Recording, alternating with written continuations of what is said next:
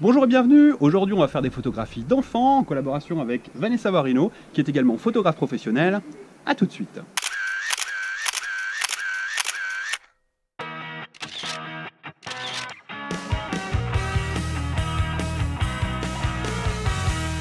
Quand on photographie des enfants, il y a plusieurs points à prendre en considération, et notamment le fait qu'un enfant a un niveau d'attention qui n'est pas infini. Donc il va falloir tenir compte du fait qu'il ne faut quand même pas que la prise de vue dure trop longtemps. Et il va falloir bien sûr s'adapter au rythme de l'enfant. Est-ce que toi, Vanessa, tu vois d'autres éléments Oui, on ne photographie pas un enfant quand il est malade. Ça sert à rien. Oui, effectivement, il vaut mieux que le petit tout soit plutôt dans de bonnes dispositions. Moi, ce que j'essaie de faire aussi, c'est quand c'est des enfants qui font la sieste, de faire en sorte de les photographier plutôt le matin. Parce que même s'ils ont mal dormi, le matin, ils ont quand même dormi la nuit. Et le soir, ils ont aussi la fatigue de la journée. Déjà, la première chose à faire, ça va être de briefer les parents. Ça, oui. C'est une chose qui est très importante. Moi, je leur demande d'enlever tous les points d'interrogation des phrases, c'est-à-dire que si on demande à un enfant « est-ce que tu veux bien faire des photos ?», on lui laisse quand même la possibilité de dire non, et il vaut mieux éviter, c'est-à-dire que c'est pas une punition. À propos de la punition, je crois que tu avais quelque chose d'assez intéressant à préciser. Oui, quand on photographie les enfants, en fait, pas besoin de leur dire si tu es sage, je t'emmènerai chez McDo, je te donnerai un bonbon. Ça sous-entend que c'est une punition d'aller se faire photographier. C'est absolument pas le cas. Un enfant, à partir du moment où on lui dit si t'es sage, t'auras ça, ça sous-entend que ça va être un moment désagréable. Parce que potentiellement, il risque d'être pas sage parce que ça va pas être cool, quoi. Voilà, exactement. D'accord. Donc on essaie de lui dire... Viens, on va chez le photographe et on va s'amuser. Une chose intéressante aussi, c'est quand on part dans une prise de vue, on a des images en tête, et avec les petits tout, plus ils sont petits, moins on va pouvoir leur demander des choses, parce qu'ils vont pas pouvoir jouer la comédie, on va pas pouvoir leur demander de faire un petit effort pour, donc il va falloir s'adapter, c'est-à-dire que il faut en permanence changer son fusil d'épaule, essayer de voir, si c'est un tout petit, s'il tourne la tête à gauche, c'est pas la peine de vouloir lui faire tourner la tête à droite, parce que ça va pas le faire. Ouais, ça reste un jeu, donc il vaut mieux éviter de braquer les enfants, quoi. Ne jamais les fâcher. Alors s'ils font des bêtises, on fait quoi ? Qu'est-ce que t'appelles bêtise ? Eh ben, si par exemple, ils font des choses qui sont dangereuses, et si, alors on leur explique que c'est dangereux. Oui. On leur explique que c'est dangereux, qu'il faut pas le faire. Mais on se met, en fait, à partir du moment où on fâche un enfant, qu'on se met en colère, on va se le mettre à dos.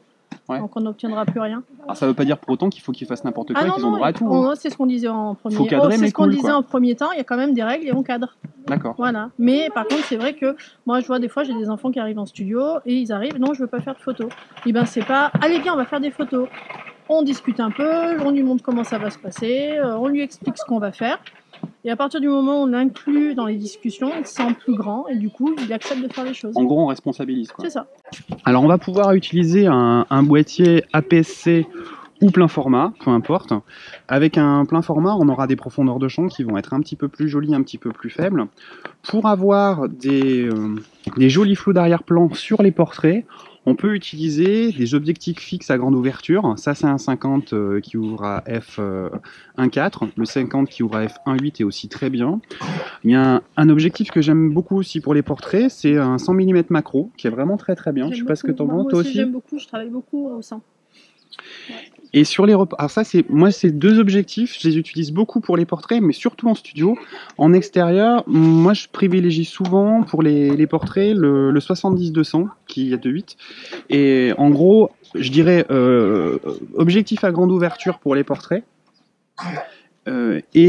Si vous n'avez pas d'objectif à grande ouverture, une longue focale pour pouvoir, là aussi, on verra comment réduire la profondeur de champ et avoir des jolis flous d'arrière-plan sur les portraits. L'avantage aussi du télé, c'est qu'il va aussi également être utilisable pour les photos en mouvement. Sur les jeux, sur le sport, sur ce genre de choses, quand les enfants y jouent en extérieur. Ouais, moi j'aime bien aussi avec le télé, ça permet de prendre du recul et du coup l'enfant se sent moins photographié et du coup ça lui permet d'avoir des poses plus naturelles. Donc tu t'éloignes un peu de l'enfant avec le téléobjectif. Du coup, tu t'éloignes un peu et ça permet en fait, l'enfant t'oublie un peu, du coup il reprend des poses naturelles. Y compris sur les portraits ou juste quand ils sont en train de jouer Quand ils sont en train de jouer ou que tu veux même des fois faire des portraits en mouvement. Un peu au naturel. Ok. Là, on va avoir deux techniques. La première, plutôt sur les portraits. Oui. Et la deuxième, sur les enfants. Enfin, on verra avec le petit Noah qui est par là, là. Pic. Coucou.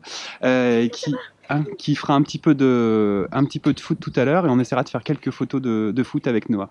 Si vous débutez, je vous invite à commencer par suivre les cours sur les bases de la photo. Je vous mets un lien dans la description de la vidéo et dans la petite bulle d'infos en haut à droite de l'écran.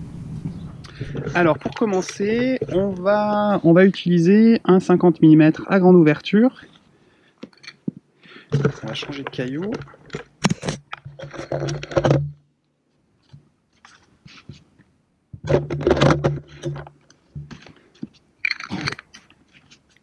Voilà, on a mis un petit 50 mm à grande ouverture. Et on va aller faire des photos de portraits avec Noah. Salut Noah. Salut. Ça va ? Ça va et toi? Alors là, on cumule deux choses qu'il vaut mieux éviter de faire. En l'occurrence, on voit bien qu'on t'a mis au soleil, hein, donc t'es à l'aise là? Non, Non? Pourquoi t'es pas à l'aise? parce que j'essaye en plein les yeux. Ouais, et c'est pas pratique. Hein. Non. Et puis on a aussi autre chose. Ah, on a une jolie piscine en arrière-plan Voilà. avec des gros sacs de sable. C'est ça. Très très beau. Voilà, donc on va essayer de se trouver un arrière-plan un petit peu plus sympa, et puis un endroit où tu vas être un peu plus à l'aise.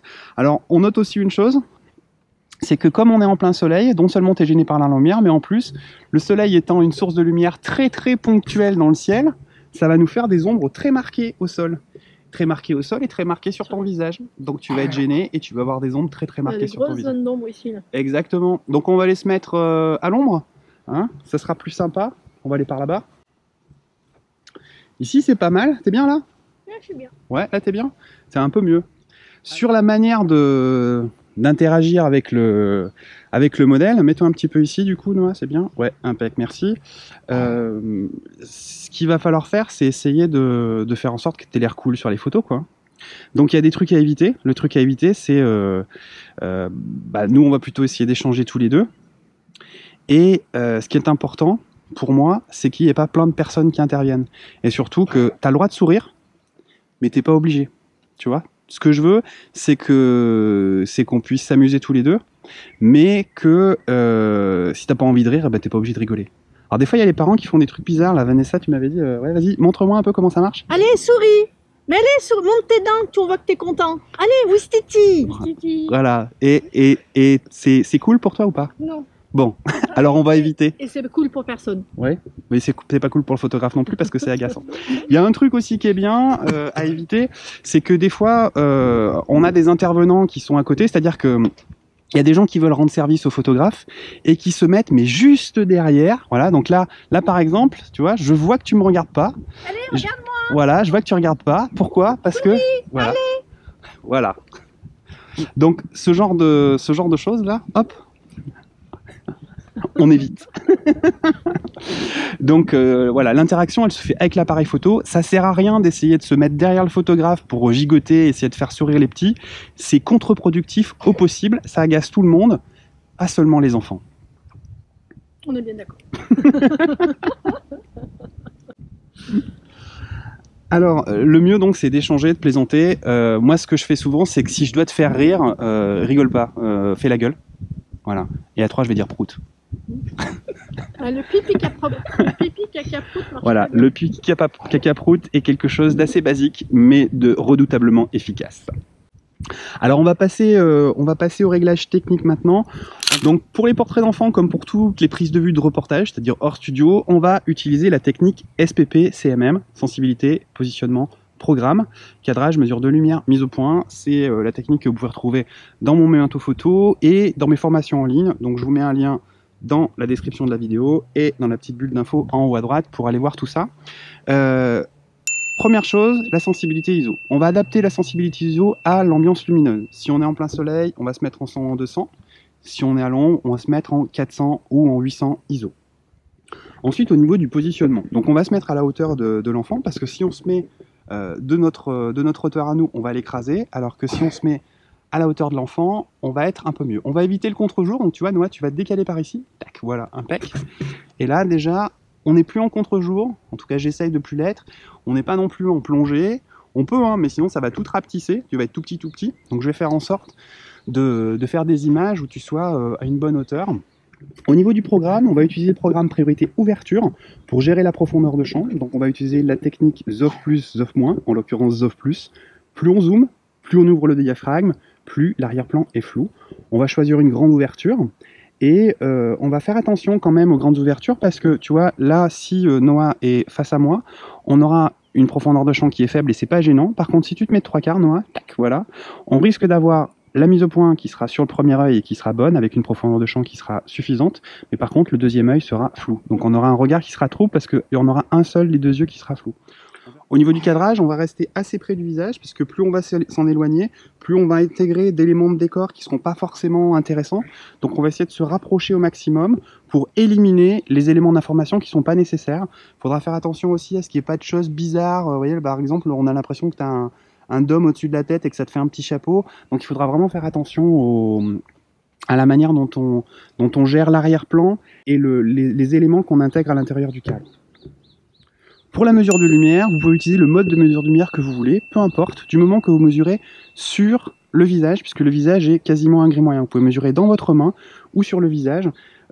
Après, si vous êtes à l'ombre, ça va être assez homogène. S'il y a un contre-jour, il faudra bien aller mesurer sur le visage. Donc on s'approche pour aller mesurer du visage. On mémorise l'exposition avec la touche étoile ou la touche AEL selon les modèles d'appareil photo. Et ensuite on fait sa photo. Si vous voulez garder vos réglages dans la durée, vous oubliez le mode priorité ouverture, vous passez en mode manuel, et là vous aurez exactement la même logique au niveau de la mesure, exactement la même logique au niveau de l'ouverture. Par contre, étant donné que vous êtes en manuel, vous allez bloquer vos réglages dans la durée.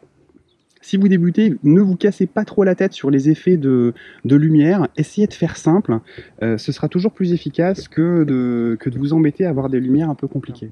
Enfin, un dernier point, la mise au point. À bien faire sur les yeux. Voilà, toujours la mise au point sur les yeux. Et s'il y en a deux,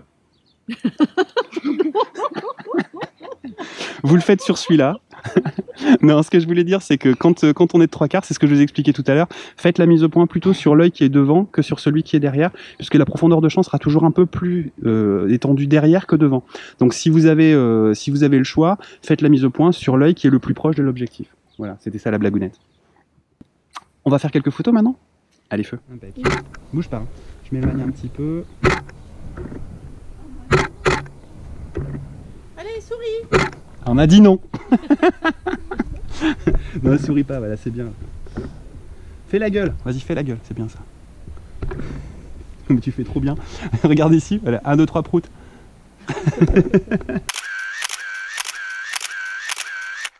Alors là, effectivement, il fait pas beau, c'est-à-dire que le soleil est caché derrière les nuages, et ça nous arrange pour photographier Charlotte, parce que Charlotte, elle a des... lunettes. Exactement. Et dans les lunettes, il peut y avoir des reflets, et en fait, les reflets vont être, et les impacts de lumière vont être d'autant plus importants que la source de lumière sera petite. Donc là, on a la chance d'avoir le soleil qui est un petit peu caché, on va faire quelques images.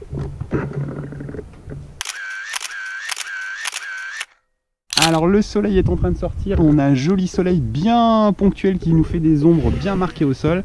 Et du coup, on a une petite modèle qui voit plus rien du tout. Et alors ferme les yeux pour pas te faire mal aux yeux. Ce que je voulais montrer, c'était tac. Voilà, on dégage. Alors on remonte le visage, tac tac tac, voilà. Et du coup, ça va nous faire des petits impacts là dans les lunettes qui sont assez désagréables. Donc on va éviter de faire des photos quand le soleil est sorti. On va attendre que le soleil se cache à nouveau derrière les nuages pour pouvoir faire quelques photos. Je vous remercie de m'avoir suivi, je vous souhaite une bonne semaine, je vous dis à bientôt et bonne photo. À bientôt. Si vous souhaitez recevoir mes prochains cours de photo, abonnez-vous et activez la petite cloche de notification. Je publie une nouvelle vidéo chaque samedi.